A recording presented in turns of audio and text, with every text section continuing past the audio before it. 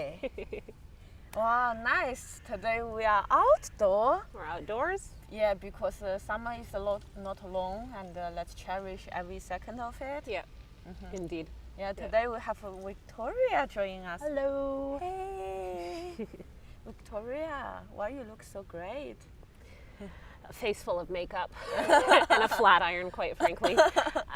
If I did not wake up like this, so like Beyonce might have a whole team behind her to make her look that way when she wakes up. But yeah, but thank you very much. Where are you from? I'm originally from Vancouver, Canada, British Columbia specifically. Ah, cool. What brought you to Berlin? Brexit and a breakup in the long story. So I've lived in Europe for most of my adult life, despite my accent not going anywhere. I didn't want to have the Madonna thing where it's all this, and I sounded like a posh British twat or something like that. So I tried to keep it as authentically me as possible. But I was living in London for 6-7 years prior, and then a series of things happened and ended up moving back to Berlin. So yeah. You said moving back to Berlin. Were you in Berlin before? Yeah, I was. I lived here between 2009 and 2012, the first time. Fuck. You are one of the early settlers. One of the OGs, the OG like foreigners. This might be why I explain why I speak German, because there was no options. Like, How 10 much years ago. rent do you pay at that time? Oh God, I actually lived in an apartment not far from here, and it was 60 square meters, and all in, my partner and I paid €500 a month. Oh. Beautiful hardwood floors, Altbau balcony, like it wasn't a big flat, but it was still like, and at that time €500 was like, whew, that's on the pricier side for a 60 square meter flat. Like if you look hard enough, you can still get something in Mitte that's 90 square meters for the same price. And Wow. Yeah, times have changed. Yeah.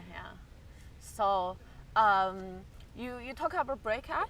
Yeah. So I want to ask you, what feels more difficult, make you more regret?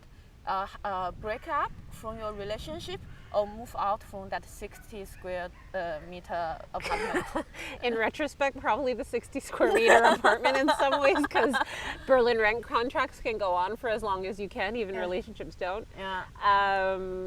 But actually, I'm really happy with where I live. I just wish I'd found it 10 years ago, so it also would have been €600, because now I pay more than double. But yeah. Cool. We do comedy together, so that's how That's I how we met met. you. Yeah. I would like to ask, how did you start to do comedy? Oh God. Actually, it was one of the comics. I went to see a show from Sunny, and I went with a friend of mine, and then we were with Justin and Zahid and Deo, and I think I was just joking around and talking after the comedy show at like a pub or a bar, and even a Späti actually. I don't even think it was a bar. I don't know why we ended up at a Späti like this. Because the comedians are poor, they don't. Yeah, that's probably why.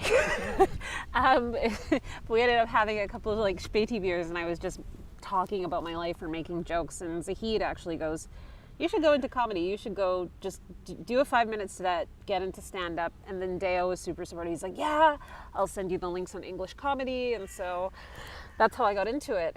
And I did my first set, actually, semi-a-lie. So 10 years ago, the first time I lived in Berlin, I was not funny.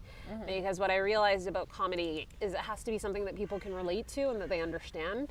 And when I first tried comedy, I talked about being from Vancouver and tried to do yoga on stage, which 10 years ago in Berlin, it was like hippieville.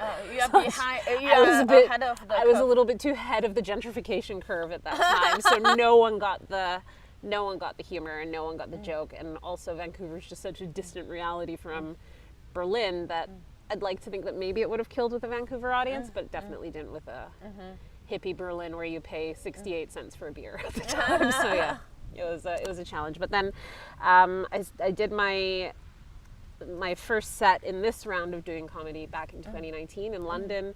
It was quite funny. I was there for a work trip, and then a couple of my colleagues were there. I had some friends having lived in the city before, and one of my friends had actually come as well from Germany. So I had 10 people in the audience. I'd like to think in the past 2 years I've gotten much better. I hope so. But I think it's also just figuring out what your voice is and figuring out how to react in certain situations. And actually, that's what I love about comedy is for my day job. I talk, I present, I'm a salesperson, and that's the position I work in. So that comes naturally, but actually some of the feedback that you have comparatively in normal work conversations to, let's say, something like comedy is, with comedy, you don't get that kind of verbal response other than laughter. So you really have to gauge what people are they picking down what are they picking up what you're putting down type thing. Yeah, that's true. Yeah. How do you feel after your first the first round you did comedy? What's the feeling?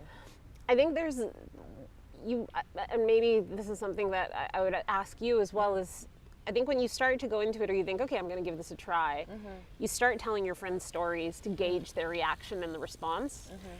But because they know you as a person and they know the context more, they'll find different things funny. So I think the most throwing thing about the first time I did comedy was things that I expected to actually kill just didn't.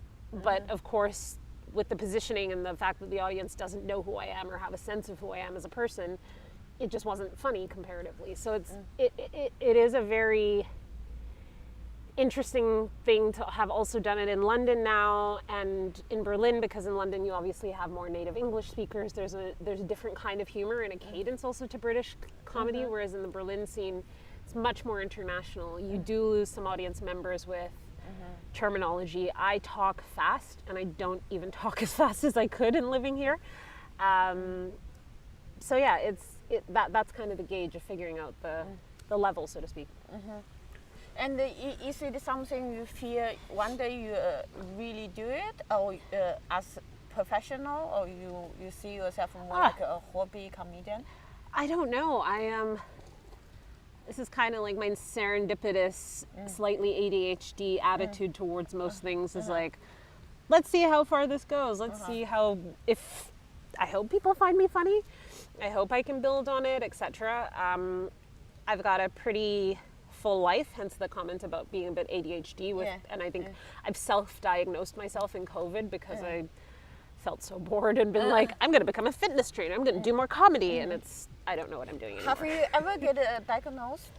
No, but my mom probably should have gotten me. Like, there's a lot of things when I think about having ADHD as a kid that would have made a lot of sense. Like the hyperactive imagination, some of the ups and downs that you experience from a mood perspective.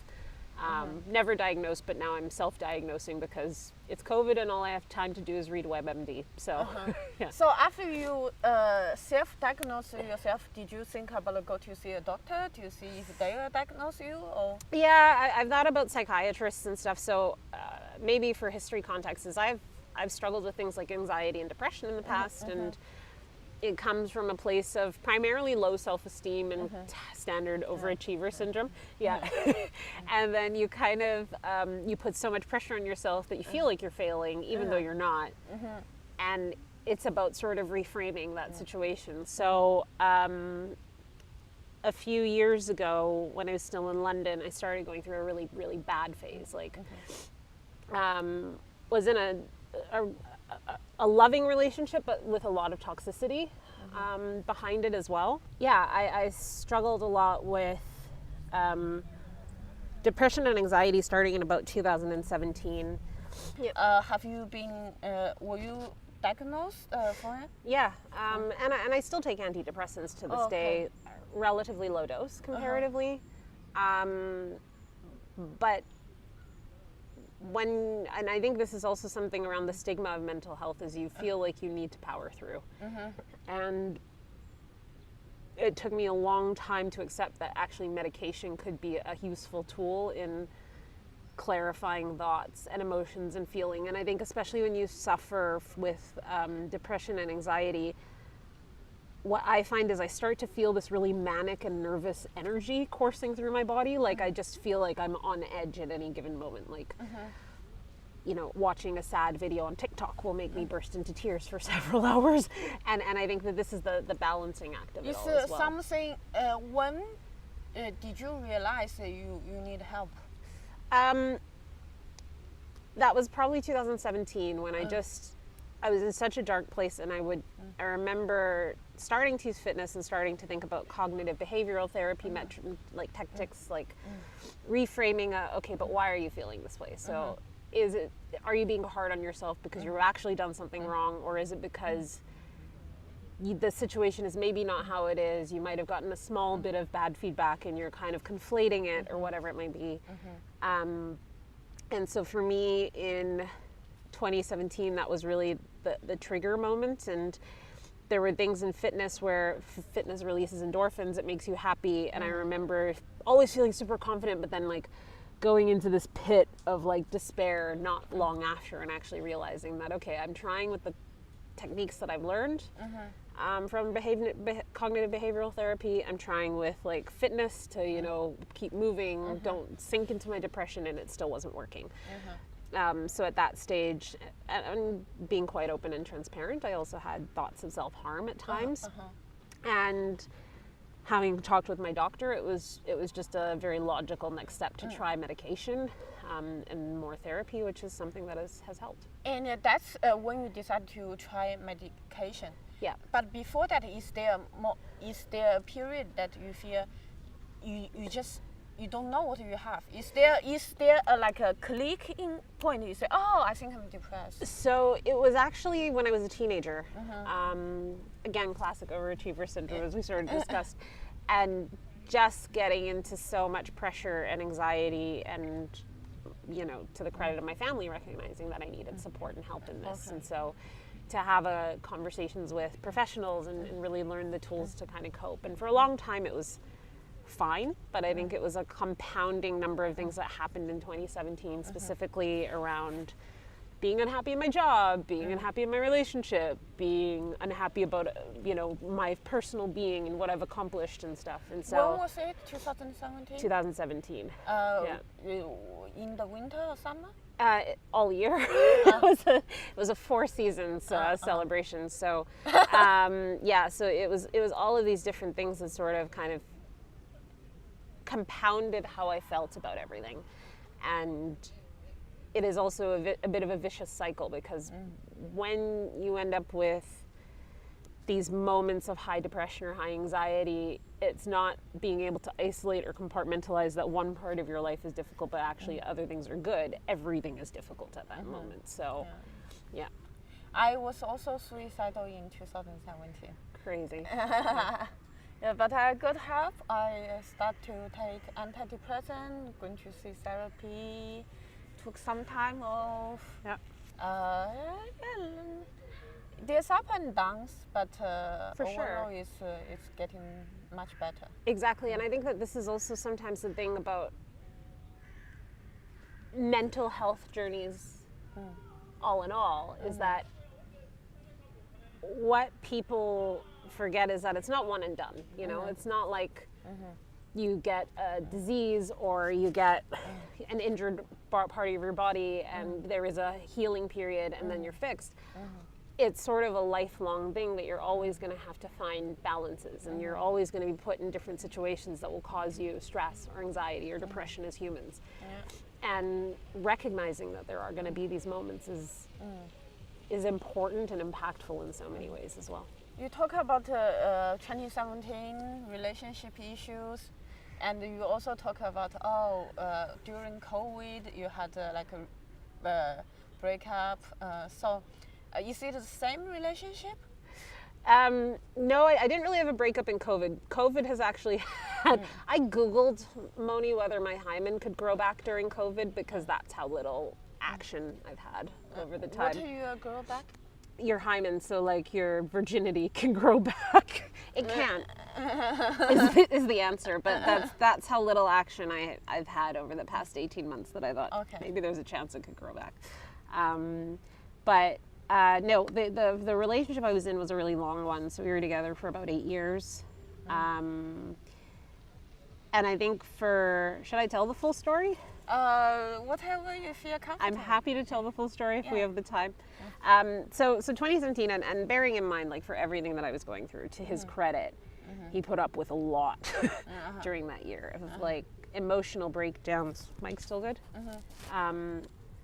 Full-on emotional breakdowns and just I wasn't in a good place. So, and we had other things within our relationship about values, what we wanted long term, you know, money, all of these different things kind of compounded the relationship. We were quite different people.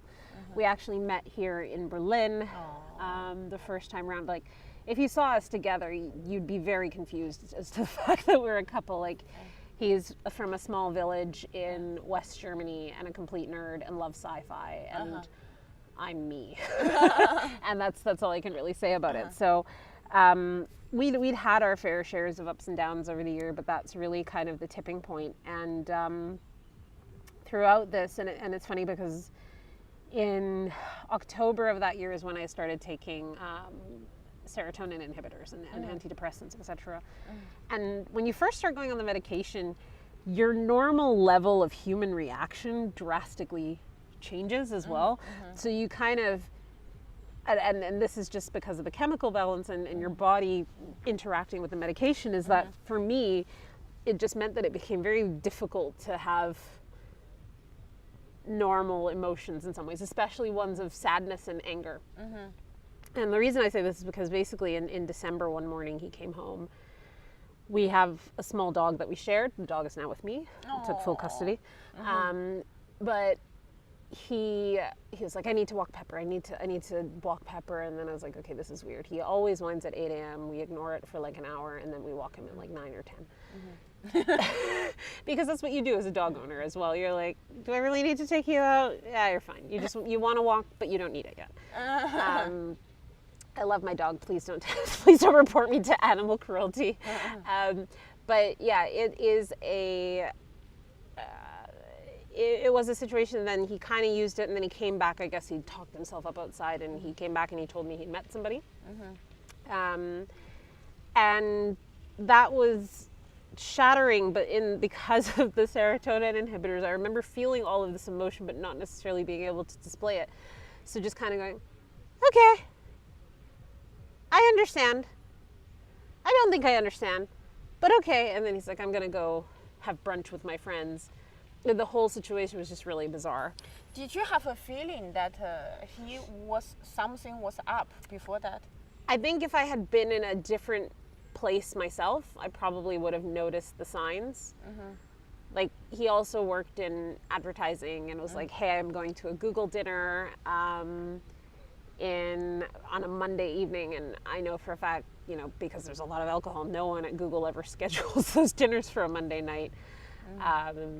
And there were all these different signs where I probably could have figured it out, but because I was just going through so much of my own shit, I didn't notice the signs. But yeah, they'd been seeing each other for 6 weeks at that point. And it's a bit of it is a bit of an insane story in some ways, because that day, one of the things that I realized is I was really cheap. So I'd had booked a gym class on ClassPass, and if you cancel on ClassPass, it's £15. And I was just laying in bed, and I was like, well, I should go to the gym class so I don't lose £15. Like, in the scheme of things, it's such a nominal amount, but for some reason I was really hyper-focused on that. So I called my best friend, and I was like, Henning broke up with me. Do you want to go to this ClassPass class with me? She's like, what the fuck?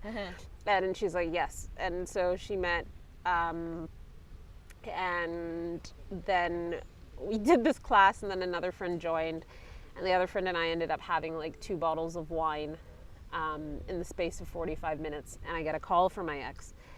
And I think he's a very much if you have fight, flight, or freeze, in most situations I'm fight, he's flight.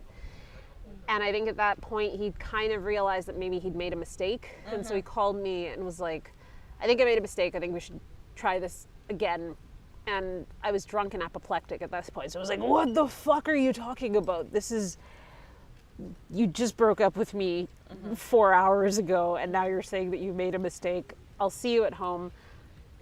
We didn't really agree on a time and place, and so what I ended up doing is going to meet friends for more alcohol, because that's logical, especially taking antidepressants.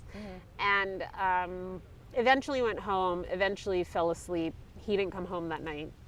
And then on the Sunday morning, he came home and was like, okay, we need to talk. And I was like, yes, but I booked us tickets to the Winston Churchill War Museum. And that was odd, and I'm pretty sure I will go down in the history as like the crazy person who looks like she was moved by Winston Churchill's like war efforts in World War II, walking around this bunker just sobbing, not because of like anything to do with the history that was on the wall, of course, but because of everything that was going on with the breakup. And that evening we said, okay, we'll try. We need more open communication. I said to him, you need to cut contact with this girl. He assured me yes. And then the next day, I guess, when he went to break contact with her, she'd figured out that he had another girlfriend, courtesy of 2 Facebook accounts. And she reached out to me to basically tell me everything that had happened. Which in retrospect, I kind of wonder these situations, and I oscillate back and forth between how I feel about it. Like, yes, there is this liberating sense of, okay, you are helping a person realize that the person she's with is not in the right place, but it is also blowing up somebody's life who you don't know. Like if, let's say we were, if I was in a position where I thought we were happily married, like I said, I recognize that in our relationship we had challenges, but how do you know that you're not causing more harm than good by telling somebody this? But again, because of the serotonin inhibitors, and I'm back to sobriety, is that my emotional levels start go to this almost semi-robotic thing. And I just have this very inquisitive, I need to understand, I need to know, I need to dissect nature, which a lot of people are often surprised about me because I talk a lot, so they just assume that I take things at face value, but I don't. And she and I met for a drink. It turned into 3 bottles of wine. And when I came back from the bathroom at one point, she ordered herself a shot of tequila.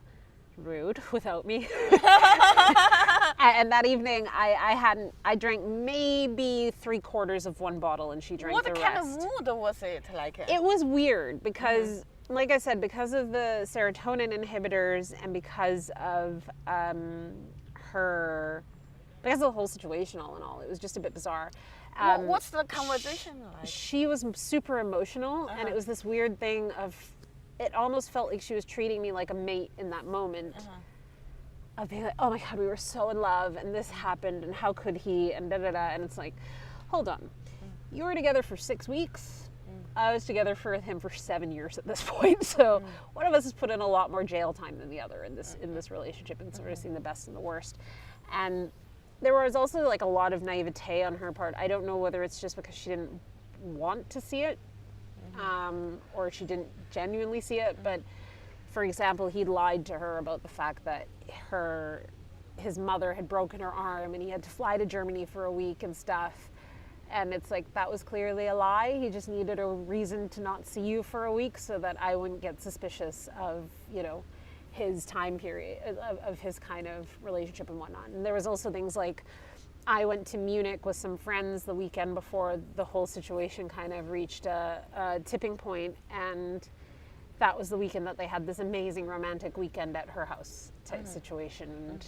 And she'd asked to see his place, and it was too difficult with a roommate or something, and kind of these things where clearly for both of us there were things that maybe we just didn't want to see, but they happened. And yeah, so wow. So did she like try to hug you and tell you, oh, did you bond, or you like, oh, this is weird? How did you sit there, listen to this woman talk, and why drink with her? Don't you afraid, oh shit, who's going to pay for this? So I ended up paying for the whole night because I'm a fucking psycho. And look, I am hyper, we talk about low self-esteem, body issues aside, I'm not generally one to compare myself to other people, because I'm relatively hyper competitive with myself, so subsequently that's like, it doesn't work. But this was a situation where you literally start to compare yourself to the other person because the person of your affection has chosen them for some reason. And this was a situation that I didn't entirely understand. In terms of the appeal and whatnot. And I'm sure she's a lovely person. Not what I witnessed, but I'm sure she's a lovely person. It was just, there were certain things like, questionable attractiveness comparatively, or, you know, success in career, interesting person, like none of these kind of qualities. It's like, what is the redeeming factor? She's older than me even. Like, you didn't even go for a younger girl. I think for me, the whole night sitting there, I keep thinking, fuck, how much this wine costs? Like, who's going to pay? Is she sober enough? Does she have her bank card? I should run first, so she has to pay the bill. Well, the other like thing is this money thing will be on my mind the whole night. I know, in theory I should have, but the other problem was that we went to the Shoreditch House in London, and I was the member and she wasn't, so if she fucked up or did anything, then it ultimately would have come back to me anyway. Fuck. So all in all, my ex paid for the night, because I was like, at the end of the night, it gets a bit crazier later on, and there were cabs involved, etc. But yeah, you had to pay me £200 back essentially for the cost. At least good for that. Exactly. So Well, how you ended the night? this is where it gets a little bit crazy, and I think the story comes with kind of this interconnectivity between self-projection and wanting to protect somebody. So because I'd gone through this whole year of this mental health journey and fearing my own actions towards myself with self-harm, she mentioned something related to self-harm, and it was something where I just saw the situation as, oh God, I have to protect this person. But then alcohol makes your logic centers very questionable in terms of how do you protect this person. So I didn't want her to be alone. I should have just got her to like call a friend and had a friend come pick her up and like stay with her type thing. But I did what in that moment seemed like a logical situation, was to take her back to my house that I was sharing with my ex and friends in the other room. And it was just like, so we lived in a 2-bedroom townhouse that was an old piano factory. Like, it was beautiful. It's like the bottom floors were bedrooms and 2 bathrooms. Then the top floor, or the upstairs, was kind of an open kitchen and living room, and then a small little open mezzanine that looked into the kitchen and living room. So I texted my ex being like, you sleep upstairs in the mezzanine, I'm going to put her into our bed, and then I'm going to probably sleep on the couch. We pull up in the cab. She spent the last 30 minutes in the cab sobbing. I'm texting him saying we're on our way, etc. And I think that's the moment that she realized how much of what he'd been telling her was a lie, because she sort of started crying even more hysterically as we approached the door, because she realized, I think, we had a life together. Like, we had a home, and it wasn't just a shit relationship where we were living in squalor. It was like an actual nice life.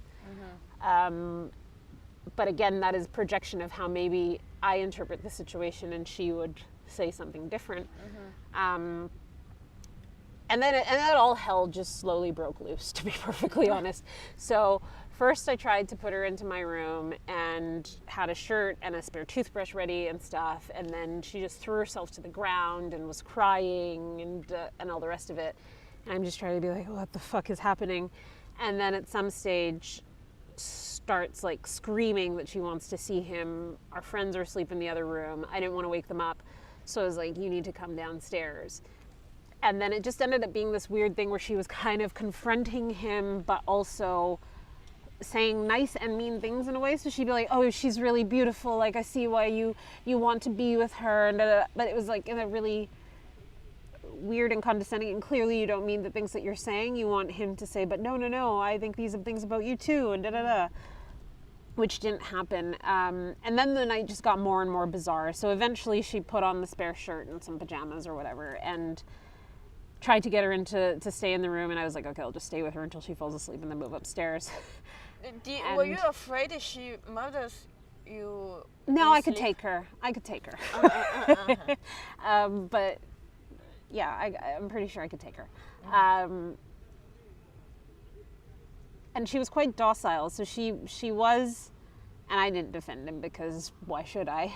So at one stage she did slap my ex, and I was like, there you go. Kind of deserved it, dude. Not that I encourage violence, but in that moment, it felt good to see him get slapped across the face, because I hadn't done it at that point. I think that, but when I kind of told her off, she was like a little kid, so she would always like take a step back. And I think she also knew that if I wanted to, I could fuck her up. So it's like she even drunk, she understood that point. And then there is enough latent rage about the situation that if you think about who, without making myself the victim, but if you think about who has kind of been wronged in this situation ultimately, both of us have, of course, been wronged, but arguably the person in the long-term relationship is a little bit more on a shit's end of the stick than the other things. So at some stage, all three of us were sleeping in my bed in this weird situation. And then at some stage they were both on the floor, and I guess she decided to try to cuddle him or get closer to him, and he rejected her, and then she started having a hyperventilating, etc. in our room at 3 a.m. And then I realized that, okay, regardless of what my intent was in this situation, I just need to send her home. So I paid for another Uber. So at this point we're up to, this is where the 200 pounds starts to cap out. I think this also probably sunk my Uber rating by a few points as well, in terms of the craziness of her apparently screaming at the driver on the way home. But that night, him and I was like, just turn off your phone, let's just go to bed. And it was a really weird moment, because I said to him at that point, it's like, I don't somehow weirdly feel that I have the right to be sad in this situation, because I'm taking care of your mistress, essentially. And that was really hard, and that's something that still sits with me, and like my own emotions somehow in this whole situation became secondary, even to me in that moment. And then it was kind of a turning point. So she sent us a few messages like, I'm going to take Ambien, da-da-da. And I think that the challenges with mental health and why there's a lot of skepticism around these issues is because people will make these grandiose statements to get attention. And this is something that with her, I didn't recognize, that you don't actually believe in self-harm. You're saying this to elicit a response from me or from him to get your way. And so the next morning, and this is how I knew it was kind of bullshit, is she messaged me like, oh, hey, hon, like, tell me how much I owe you for the night before, you know? And it's 8:30 in the morning at this point. I'm on the way to work. And she's like, I'm not going into work. I just got home from the hospital. And she's like, I had to get my stomach pumped because I took too many sleeping pills. And if that was true, you would be on a psych hold for 24 to 48 hours to make sure that you're not suicidal. And consultants would talk to you. And so then it was like, okay, so this whole thing has just been complete bullshit. And the whole time she's still calling him, still trying to get him back. And so it was a very clean cut of like contact. And then him and I tried for a few more months, but the damage had already been done. But how can you still try a few more months? It's terrifying, though, of everything you know and how intertwined your life is after 7 years, and you don't necessarily want to face the unknown. Like, this person has become my person. I'm not from Europe.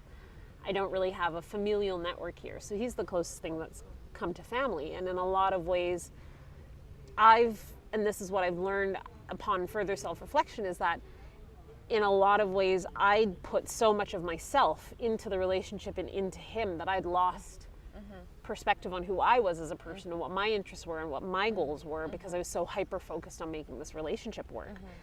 And it's a little bit like an investment, you know? Maybe you went big on GameStop and you don't want to cash out until you get your money back type thing. And it's a very weird...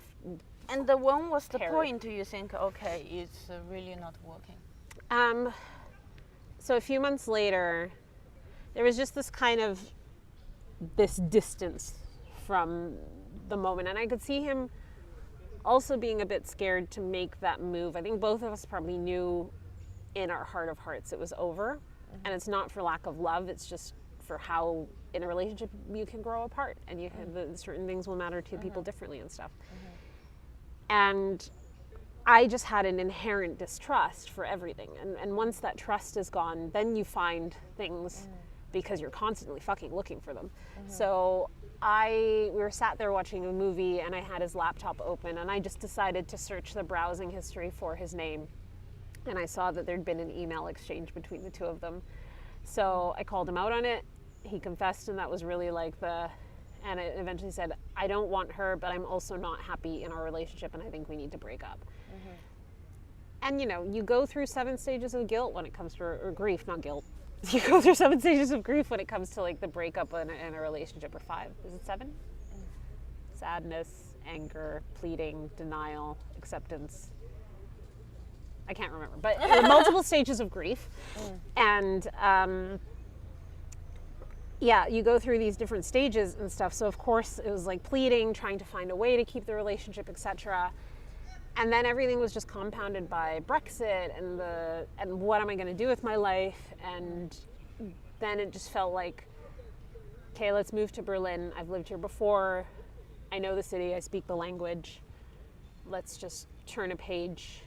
And it was a bit of a choice that sort of, I didn't necessarily feel I had my own agency in a lot of the situation to make that choice. It was sort of a forced decision, but in a lot of ways it was a good decision. And the thing that I take away from it is that the first time I lived in Berlin, I met my ex and I learned how to love somebody else romantically, like really love somebody else romantically for the first time in my life. But coming back to Berlin the second time at 30, when I think you're also just more secure as a person, you know yourself. I'd been through a lot of shit at this stage. I also came to the recognition of learning how to love myself and to prioritize myself and to make sure that I was in touch with what I wanted to do, and in a lot of ways I've grown as a person, and the breakup is probably one of the best things that's happened to me. In a weird way, even though it was one of the hardest things, it was also probably one of the best things. I have a question.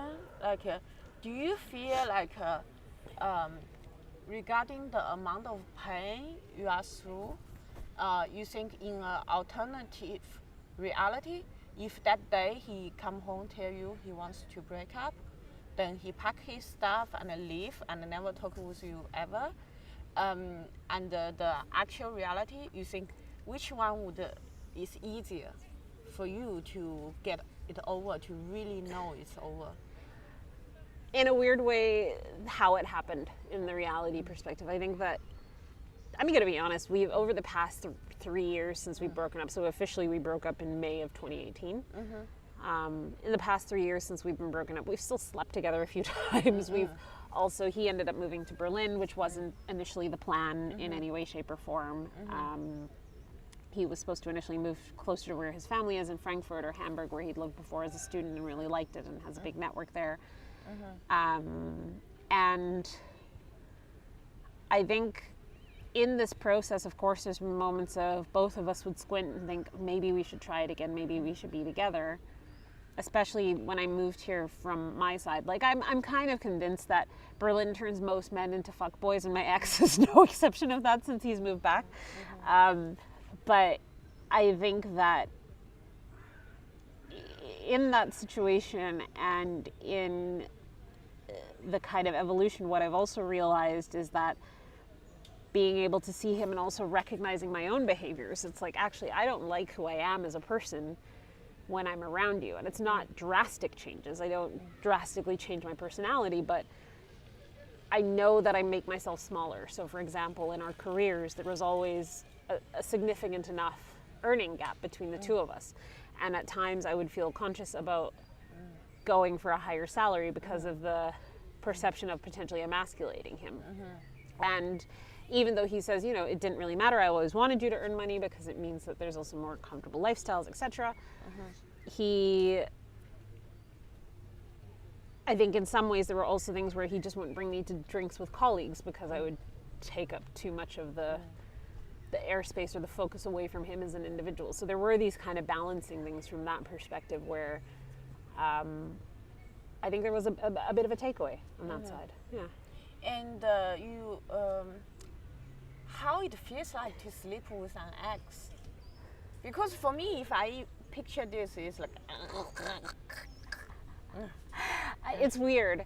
And I even talk about this in comedy, how it's a little bit like Pavlov's dog. Like, they know how to make you come. They know how, like, your body, there's like this chemistry and this physical connection, but also it's like, especially at the beginning, there were just quite emotional moments where afterwards I just burst out in tears.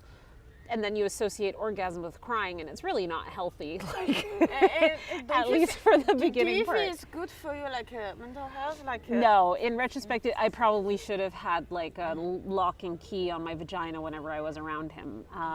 Or just no contact.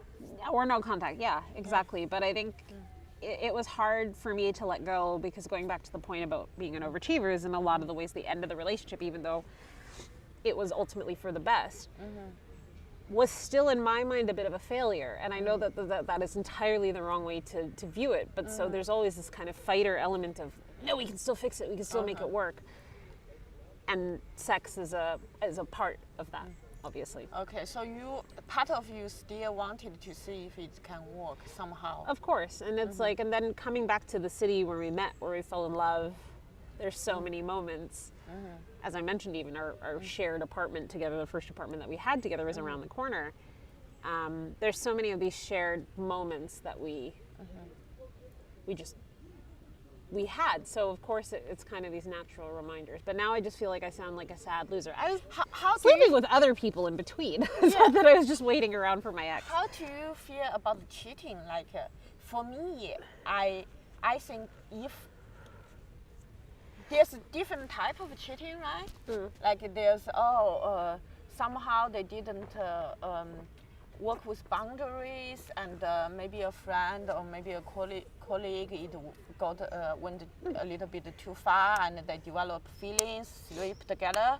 Or there's another, maybe just go to a nightclub, meet someone, have sex, or actually go out dating and like a fake profile and a fake life and get laid and have a fake relationship. I think the last one is the worst one. And that's what it was. Yeah. And it's, you're absolutely right in that sense. And I think that that goes back to the thing about distrust and that balance of, can I learn to trust you again? Because we have this thing that we've built for 7 years. The answer is pretty much always going to be no. Yeah.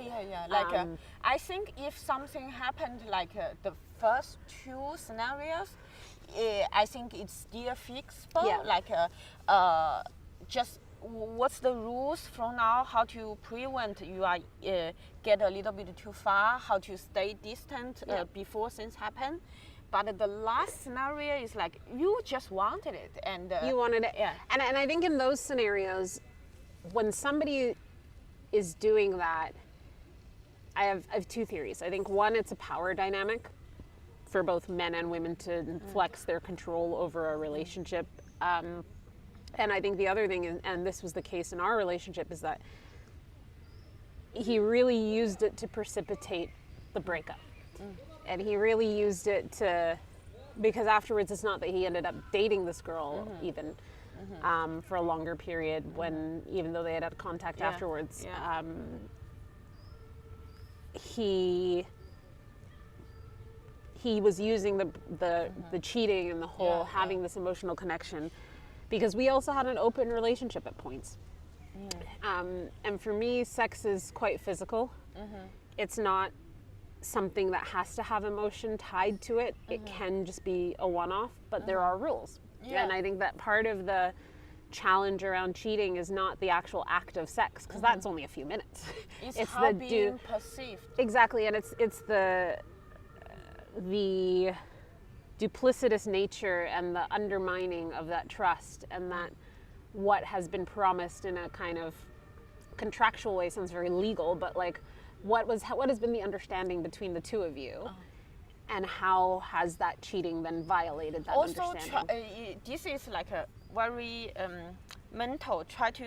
It's not about the sex itself, but about trying to live another reality to see if this reality can work out. Especially in the long-term scope of things. And like with this girl, he would say, I think you're kind of like my girlfriend, or I'm telling my mom about you. And he didn't, because that would be insane if he's like, oh, there's this girl Lucy and there's Vic. And it's quite funny. I still have a good relationship with his mother to the point where I still see her a couple times a year and stuff. And she's an amazing woman. And I'm worried that this podcast is going to come across that I'm not over my ex, but I promise you I am. I think like you can think about the bright side. Yeah. Like I watched a documentary this weekend. It's called American Murder, the Family Next Door. So that I didn't get murdered. So the story is that this woman and the two little girls just disappeared. Yeah. And turns out it's the husband who murdered her, and how stupid you are. He had an affair while she was on travel and fall in love with this girl crazily for 6 weeks, and as soon as his wife came home, she needs to leave again for a business trip, and leaving him to take care of the 2 children.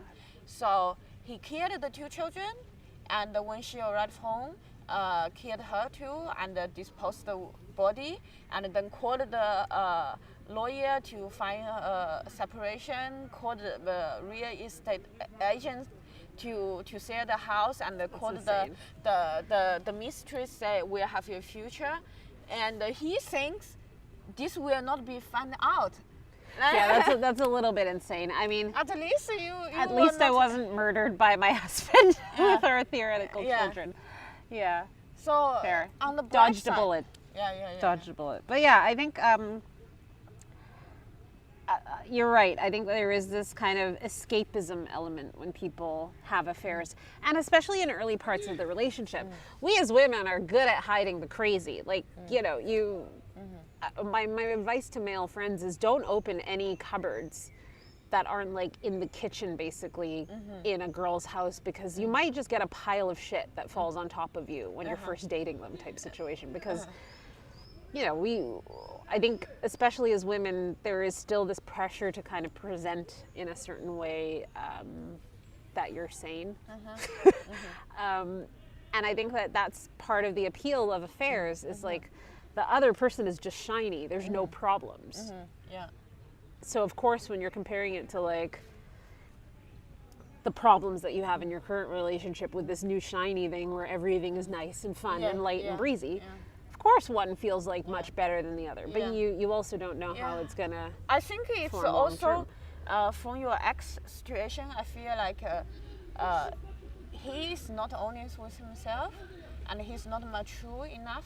Because if you are a mature person, like there's no spark anymore, but anything will eventually turn to this. Yeah. Like, but not everything eventually will turn to be a good partner, like a life and I think partnership, family. With the situation that we faced, I think he very quickly found out that was never going to work with her either.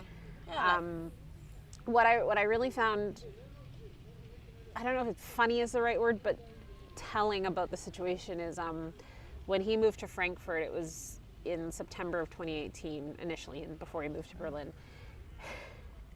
And Frankfurt have a big literary agent like festival, like the Frankfurt Book Fair, and she works as a literary agent. So I made him a bet, and I really wish I'd bet him more money because he would have coughed up the cash as well. I bet him €50 that she will call him when she's at the Frankfurt Book Fair, and he's like, no, she told me to fuck off and she wanted nothing to do with me. And I was like, €50, she'll call you.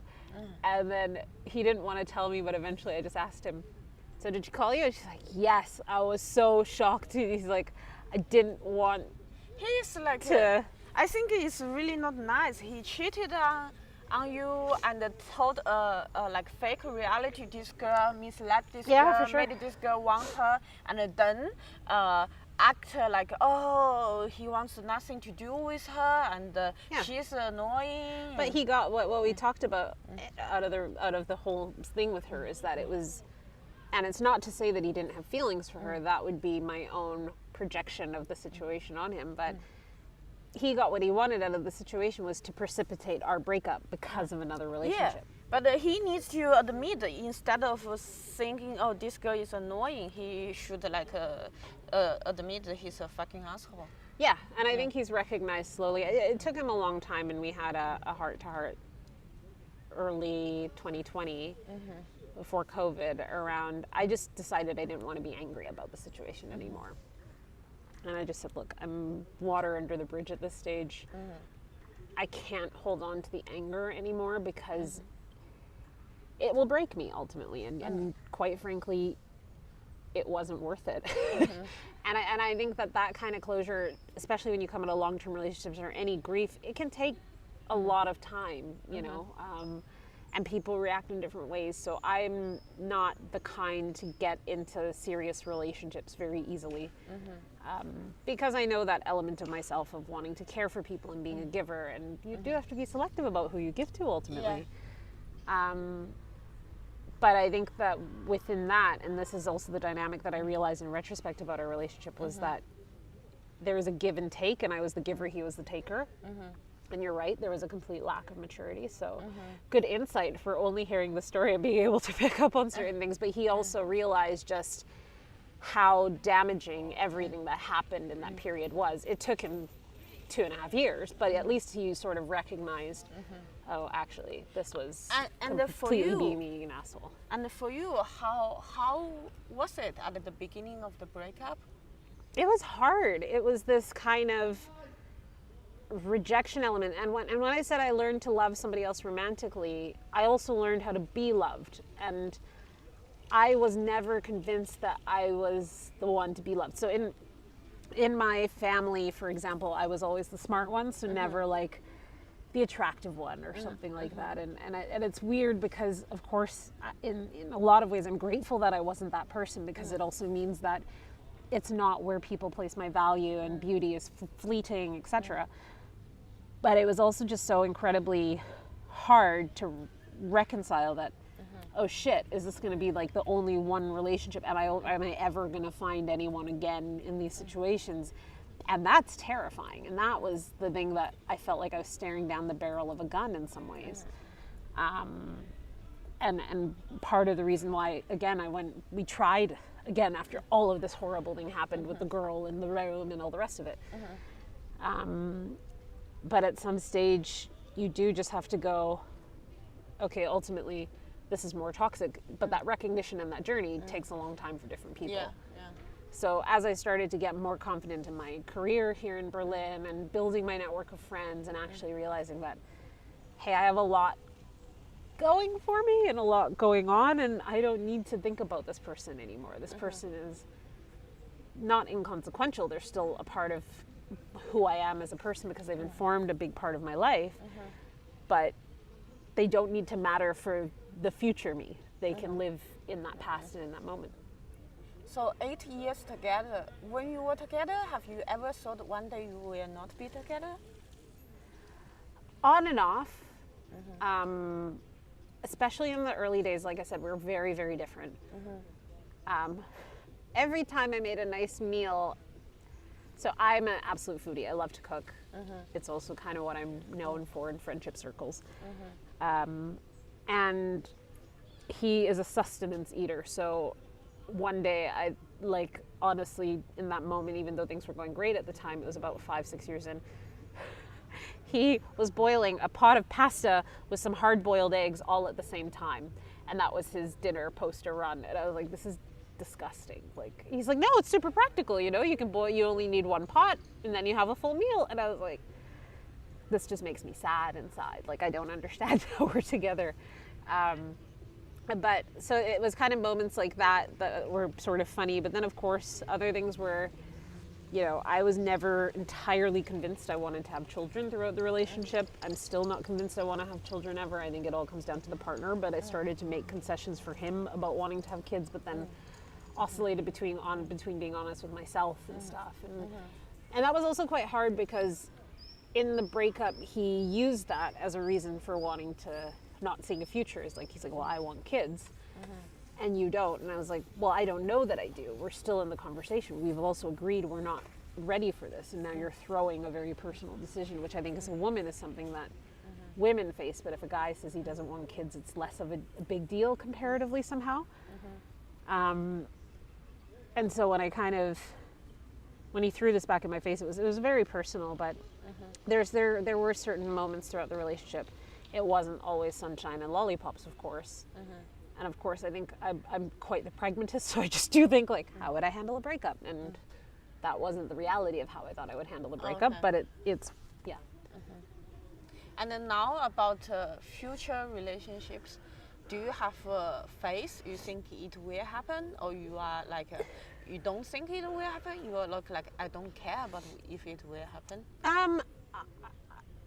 I think it's it's a balancing act, right? And I think everyone goes through these moments of vulnerability where, as humans, we're tribal people. We want our people around us. So of course, it is a perfectly normal reaction, which I think sometimes, especially living in Berlin, which is like a very single city, the natural inclination is to be very nonchalant about those feelings of wanting a partner or wanting to be with somebody. And I would like to find a partner, but I also think it comes with the caveat that I know who I am much more than I did at the start of my last relationship. I know what my interests are and what my values are, and I think it makes me, or I like to think it makes me better as a person and as a partner. And what I think everyone needs to think about is like, are you stronger together as a couple than the sum of your parts? Meaning that, you know, you might complement each other. One's good at woodworking, one's good at cooking, but how well do you actually support each other to also grow?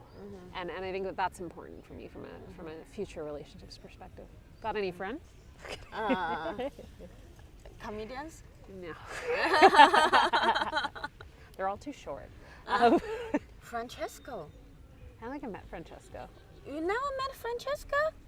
Oh, cool. Like, he's very tall. There we go. Yeah, let's go There we meet go. Francesco. Yeah. So, Sup, Francesco? so how about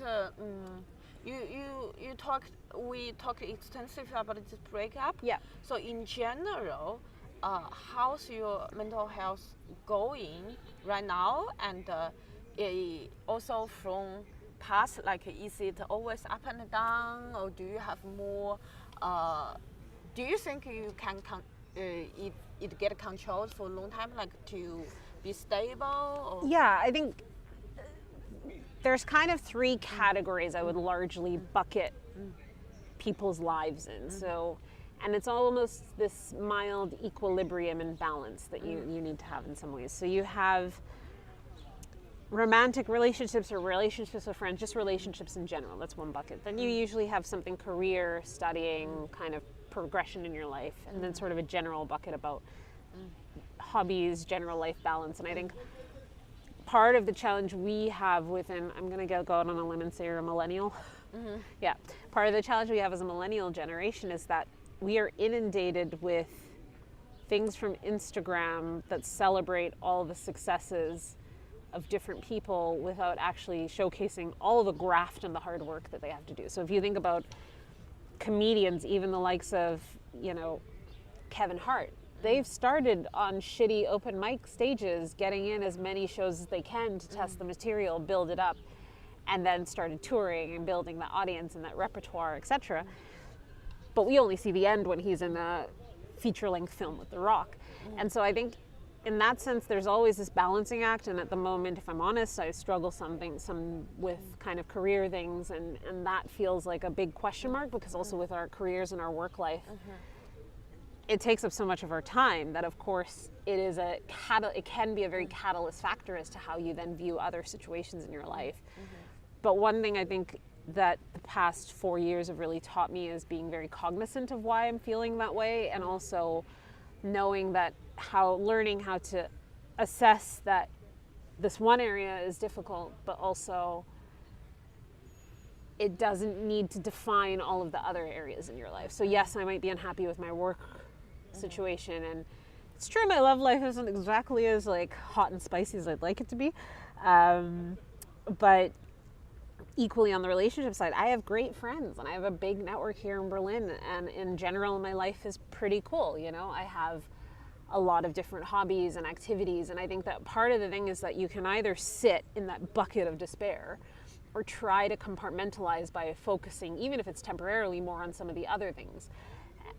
You still need to make sure you have the time to deal with the shit versus just pushing it out of the way, because it will manifest and it will kind of culminate in sort of a bigger watershed moment if you're not careful. But I also think there's no harm in kind of compartmentalizing things and going, okay, there's this situation that is making me unhappy. I'm going to work on fixing it, but in the meantime, I'm also going to balance that work that I need to do with things that make me happy and the things that are actually satisfying. So yeah. In the you talk about work. How what's your relationship with work? Do you define yourself a lot with the work you do? Are you do you tend to work too much? Oh, I'm an overworker. And this is something where I've also, being a little bit unhappy with kind of career progression in the company, feeling valued, etc. It's also something where I've kind of started to protect myself and take a step back. So not necessarily putting my hands up for certain projects, or kind of being very selective about the things I want to invest my time in, because it's also a question of, well, the company is taking so much, and this is something I think people forget about jobs, is that a job and a company should be as replaceable to you as you are to them. And of course you want to hope for loyalty in both directions, and you want to be loyal to the company. I think most people go in to a job with the idea that they'll be there for the long haul, or at least like a given period of time. But it's challenging. Like I said, it takes up a proportionate amount of your time. I've learned to not define myself by my job, and I learned this very early on because I started my career at Deloitte, and then you just look like an asshole because you work for a financial consultancy firm and stuff. Not an asshole, but like I think that there's certain stereotypes around people who work in financial services. Even though I worked in the marketing division of a financial services company, and I learned very young not to define myself by that. And even when people ask me stuff about jobs and careers, I'm still pretty like close to the vest, because I don't want people to walk away with, this is Vic, this is what she works as, or whatever it might be. It's like, I want to be known as the person who's funny, not just because I'm a comedian, but just because I want people to think I'm funny in general. I want them to think I'm funny, or a great cook, or a good friend. Like, I want them to know me as a person versus just what I do for my 9 to 5. That's a very good attitude. Yeah. So I actively avoid, especially on dates, I try to avoid talking about work overall. So my running joke to people is, what do you do? It's like, I sell shoes. And that's, and then some people take it quite literally and think I work in a shoe store. Other people then ask more inquisitive questions to understand, but I will very quickly try to move the conversation away from that, find commonality. Cool. I used to also sell shoes. Yeah, you also used to sell shoes, Not anymore. Not anymore. Yeah. No shoes. No shoes. Very good. I'm trying to learn. Thank you so much for being so open and vulnerable today. Thank and, you. I'm very happy we are doing this. Now I know you more. Yeah, you know a lot about me. And it's hard to go through breakups. Although I said, oh, you are so stupid, why you try to work it out again? I did that too. So like, it's like your own internal speech to yourself that you're giving me. That. But well, it's a very, like I said, it's just the familiarity that we grasp onto. And I think a lot of times in breakups as well, it's not about the situation, it's about your own personal ego and that rejection element of, no one wants to feel rejected, especially by a long-term partner or even a partner for a period of time. So, do maybe some audience viewers who just been through some difficult times in relationship, don't know how to cope, as you just came out of this shithole, do you have something to tell them or share with them? Yeah. A few things. So one, figure out what brings you joy, like not the Marie Kondo kind of joy where you throw out all of your worldly possessions, but figure out the things that make you happy as a person. I think that the second thing is recognize that even if there is fault on your part in these situations, that you also have to forgive yourself to move forward, and that no matter how often you go through scenarios or play out situations in your head, it's not going to change how something has actually happened. And kind of remembering that because you can't change it, there's no point in dwelling on that. So how do you move forward, and how do you come out of that? And also just to check your ego. So are you doing something because it's logical and it makes sense and it's pragmatic and it helps you move forward? Or are you doing it because you were hurt and you feel a bit fragile comparatively? So those would be my three big things. Find joy, push through, and also just don't be hard on yourself. It's going to take time. It's going to take And time. what they should definitely not do? Don't fuck your ex.